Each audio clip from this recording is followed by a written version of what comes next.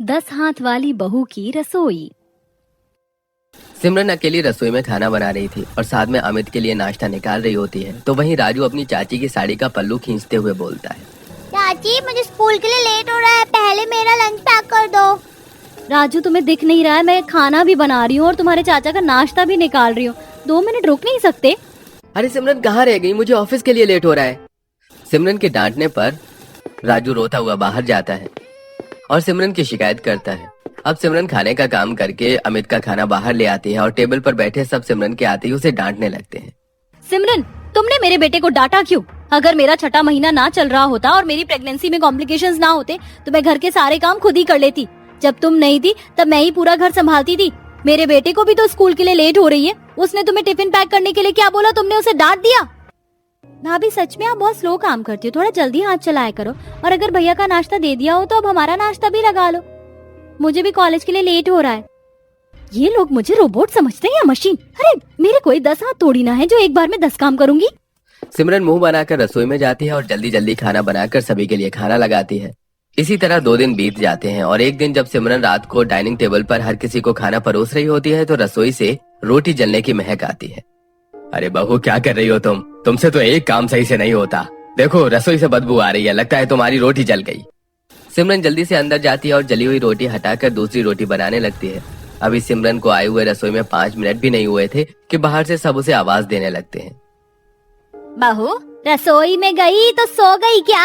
अगर रोटी बन गई है तो आकर रोटी दे दो। और देखो अमित की कटोरी में सब्जी भी नहीं है, सब्जी भी निकाल दो। मैं तो परेशान हो गई हूँ अपने घर वालों से। अगर मेरे पास 10 हाथ होते ना तो यही रसोई में खड़े खड़े उनके सारे काम हो जाते। ये लोग इतनी जल्दी मचाते हैं जैसे कि मेरे 10 हाथ हो। अरे छोटे मोटे काम तो ये खुद भी कर सकते हैं।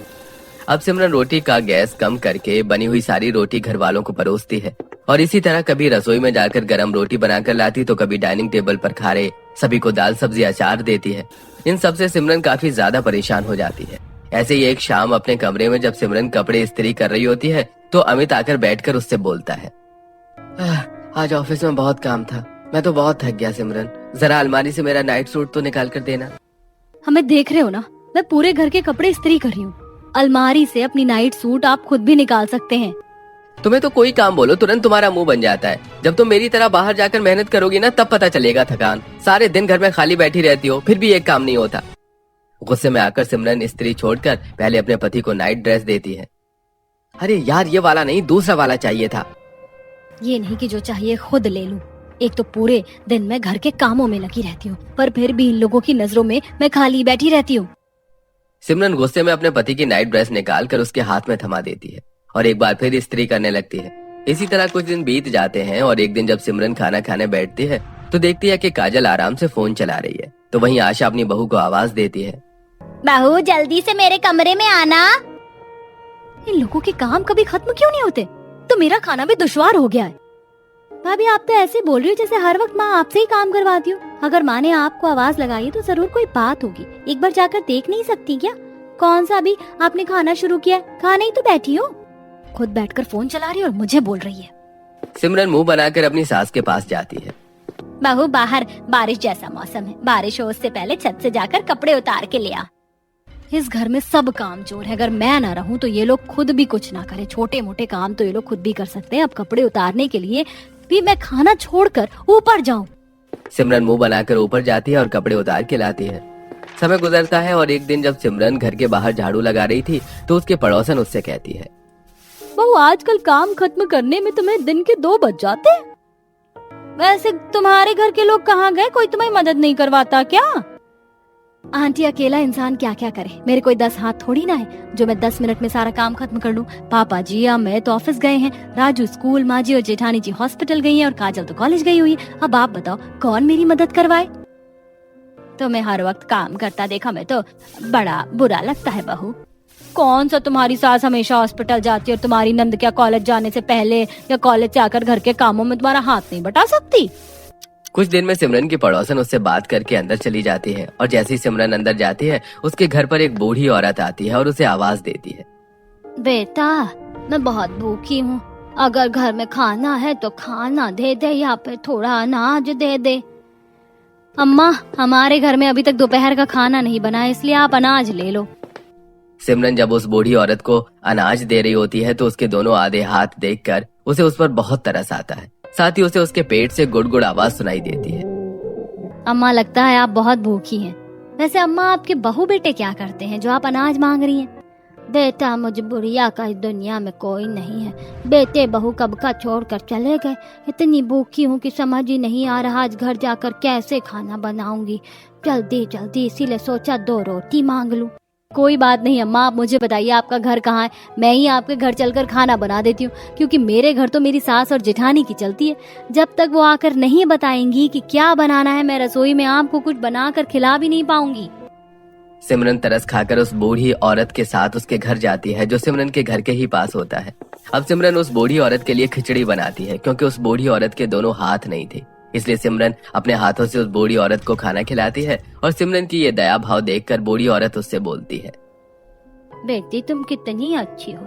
जब तुम मुझे अनजान का इतना ख्याल रख रही हो तो अपने घर वालों का कितना रखती होगी। मैंने तुम्हें कई बार देखा अकेले पूरा दिन काम करते। भले ही मेरे 2 हाथ नहीं है, पर भगवान की कृपा से मेरे पास 10 हाथ हैं।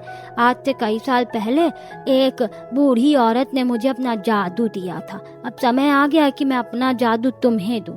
इस जादू से तुम्हारे 8 हाथ निकलेंगे और तुम्हारे 2 हाथ मिलके 10 हाथ होंगे तुम्हारे पास, जो तुम्हारी बात सुनेंगे, तुम्हारे हिसाब से काम करेंगे। अब बूढ़ी औरत अपने कटे हुए हाथों से सिमरन के हाथों को छूती है और तेज पीली रोशनी निकलती है। बेटा, जब तुम्हारे पास 2 नहीं बल्कि 10 हाथ हैं तो जाओ आराम से घर पर सारे काम करना। अब तुम्हें कोई परेशानी नहीं होगी।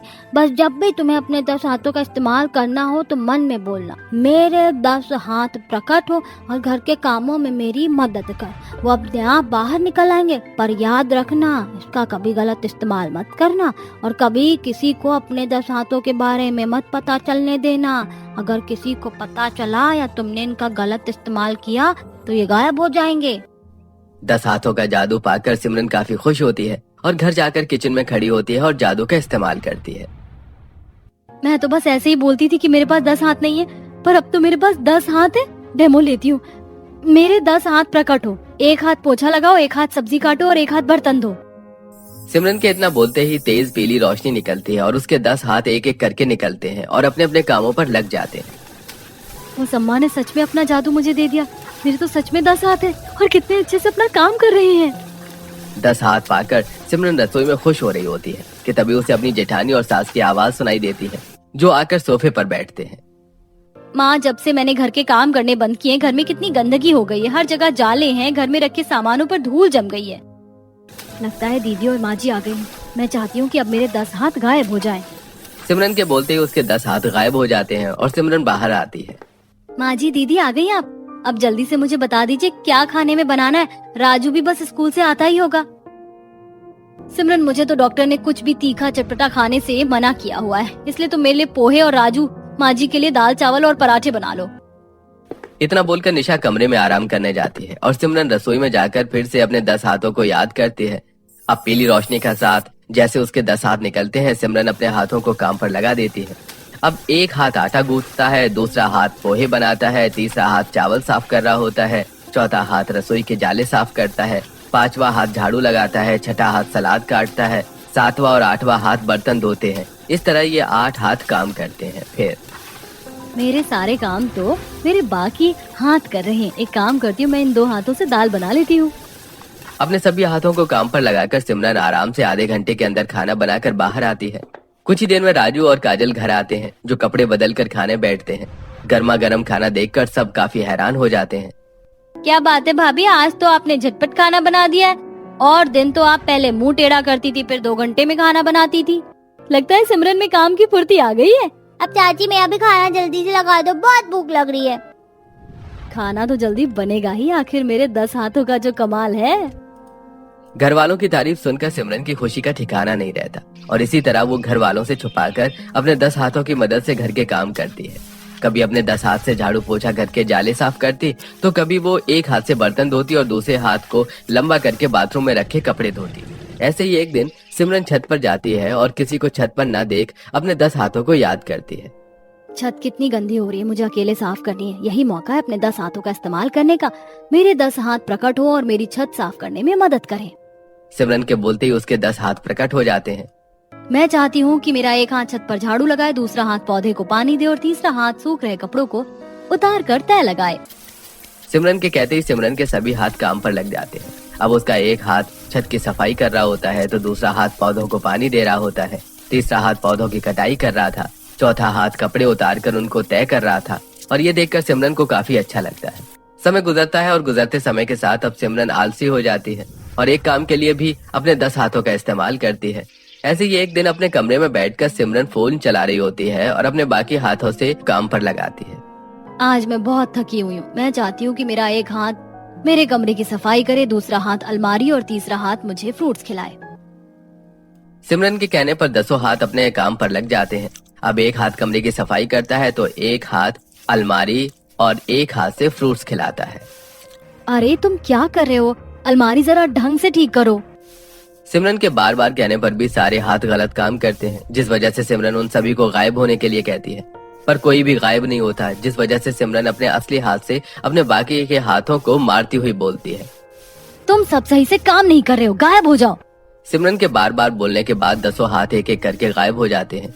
इसी तरह कुछ दिन बीत जाते हैं और एक दिन जब सिमरन रसोई में अपने 10 हाथों की मदद से काम कर रही होती है तो सोफे पर बैठी आशा आवाज देती है, बहू कहाँ रह गई? अमित कब से तुझे आवाज दे रहा है, उसकी फाइल कहाँ रखी है?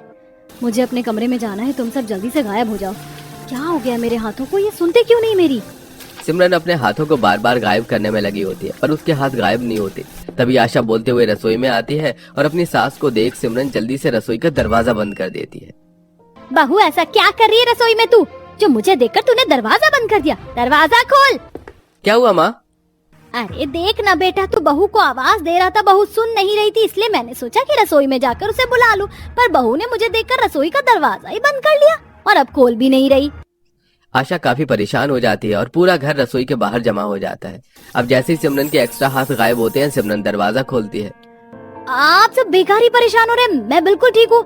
मैं तो बस दरवाजे के पीछे की सफाई करी थी, इसलिए दरवाजा बंद करना पड़ा और मुंह पर कपड़ा बंधा था, शायद इसीलिए आप लोगों को मेरी आवाज नहीं आ रही थी। बहू, दरवाजे के पीछे की सफाई तो तुम दरवाजे के पीछे जाकर भी कर सकती थी, दरवाजा बंद करने की क्या जरूरत थी? आइंदा से ऐसी हरकत मत करना। जी पापा जी, चलिए अमित जी, मैं आपको आपकी फाइल देती हूँ। भगवान का शुक्र है आज तो मैं बच गई, वरना आज तो सबको मेरे हाथों का पता चल जाता और मेरा जादू भी। अब सिमरन के 10 हाथ उसकी बात नहीं सुन रही थी। वो अपने हिसाब से कभी भी बाहर आ जाते और अपने हिसाब से कुछ भी काम करने लग जाते, जिससे सिमरन परेशान होने लगती है। ऐसे ही एक दिन जब परेशान सिमरन अपने कमरे में होती है तो काजल अपनी भाभी से कहती है, भाभी मैं बाहर जा रही हूँ, दरवाजा बंद कर लेना। काजल के बोलते ही सिमरन के 10 हाथ फिर से बाहर आ जाते हैं और एक हाथ लंबा होकर दरवाजा बंद करता है। अब कुछ ही देर में आशा कमरे से सिमरन को आवाज देती है, बहू अपनी जेठानी को दूध उसके कमरे में दिया, उसे दवाई खानी और उसके बाद मेरे कमरे में आना पैर दबाने, पैरों में बड़ा दर्द है।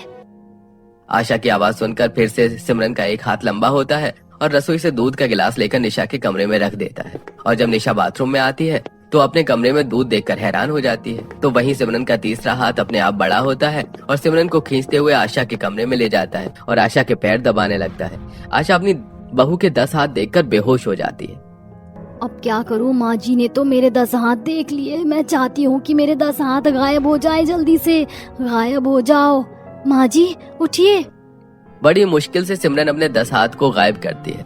सिमरन की आवाज सुनकर निशा, राजू, विनोद कमरे में आते हैं और आशा के मुंह पर पानी के छींटे मारते हैं और उसे होश में लाते हैं। आशा होश में आते ही डरी घबराई हुई कहती है, जी हमारी बहू नहीं चुड़ैल है, तभी तो सारे काम इतनी जल्दी कर लेती है। पता चुड़ैल तूने मेरी बहू के साथ क्या किया?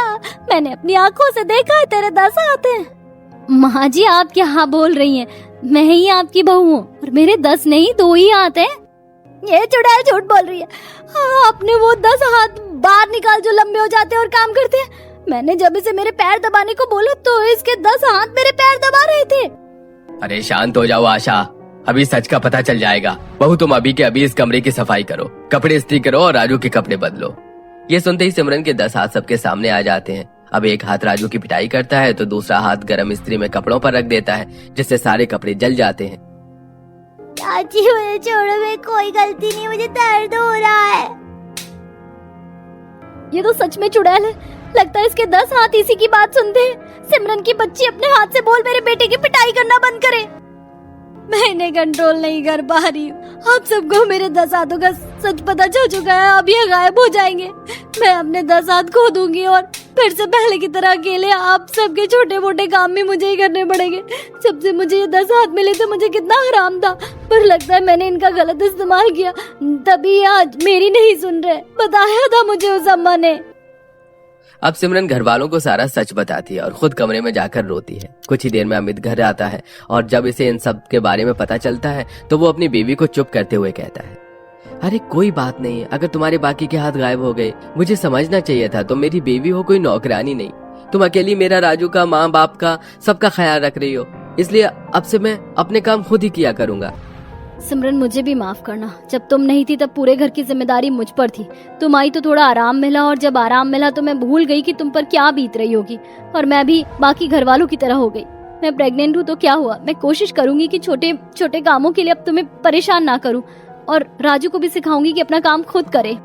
निशा और अमित की बात सुनकर सिमरन को काफी अच्छा लगता है और अगले दिन जब सिमरन रसोई में खाना बना रही होती है तो राजू खुद आकर अपना लंच पैक करता है, तो वहीं अमित जाकर अपनी बनी हुई गरम रोटी बाहर लेकर आता है। देखो माँ, अब भाभी का काम भैया कर रहे हैं। काजल थोड़ी शर्म कर लो, तुम भी कल को किसी के घर की बहू बनोगी। सोचो जब तुम्हारे घर की पूरी जिम्मेदारी तुम्हारे ऊपर होगी और तुम्हारे घर वाले अपना चाय का कप उठाकर न रखे तो तुम्हें कैसा लगेगा। मैं बस अपने काम करके अपनी बीवी की थोड़ी मदद कर रहा हूँ, जैसे मैं कर रहा हूँ, है ना चाचा। राजू और अमित की बात सुनकर काजल, आशा और विनोद की नजरें शर्म से झुक जाती हैं। कुछ देर बाद सभी खाना खाकर अपना खाया हुआ प्लेट रसोई में रखते हैं और काजल बिना कुछ बोले सिंक में रखे सारे बर्तन धोती है। कुछ देर बाद जब लास्ट में सिमरन खाने के लिए बैठते हैं तो आशा अपनी बहू को पानी देती है। तू पानी लेना भूल गई थी, मैं रसोई में ही थी तो मैंने सोचा कि मैं ही तेरे लिए पानी लेकर आ जाऊँ। अब क्या तू खाने से पानी के लिए उठेगी? अपने घर वालों को अब घर के छोटे छोटे काम करता देख सिमरन को काफी अच्छा लगता है और उसके बाद फिर कभी सिमरन को 10 हाथ की जरूरत नहीं पड़ती, क्योंकि 10 हाथ के रूप में उसका परिवार अब उसके साथ होता है।